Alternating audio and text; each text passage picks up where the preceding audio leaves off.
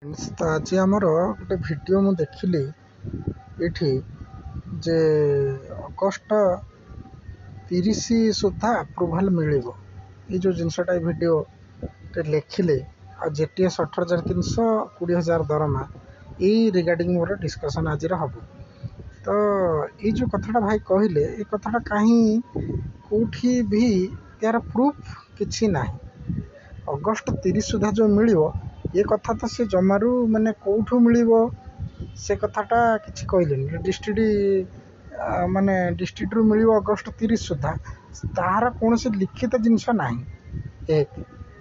ତାପରେ ବି ସେମାନେ ବି କିଛି କହୁନାହାନ୍ତି ଯେ ଅଗଷ୍ଟ 30 ସୁଦ୍ଧା।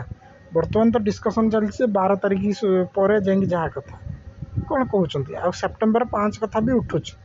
ତ ଇଏ ଅଗଷ୍ଟ 30 ସୁଦ୍ଧା ଏଇଟା ସେ କେଉଁଠୁ ପାଇଲେ, ଇଏ ଅଥେଣ୍ଟିକ୍ ନ୍ୟୁଜ୍ କ'ଣ ସୂଚନା ମିଳୁଛି ସେଟା ଅଥେଣ୍ଟିକ୍ ଆପଣଙ୍କର ଜାଣି ହେଲା ନାହିଁ।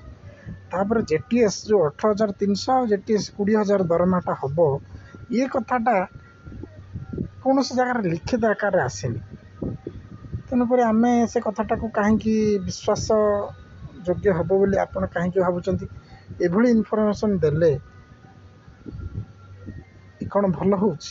ପିଲାମାନେ ଆପଣଙ୍କ ଭିଡ଼ିଓକୁ ଦେଖୁଛନ୍ତି, କିଏ କେତେ ବ୍ୟସ୍ତ ବିବ୍ରତ ହେଇ ରହିଛି, କ'ଣ ହେବ କ'ଣ ନାହିଁ ଏପର୍ଯ୍ୟନ୍ତ ଜଏନିଂ ହେଇପାରିନି।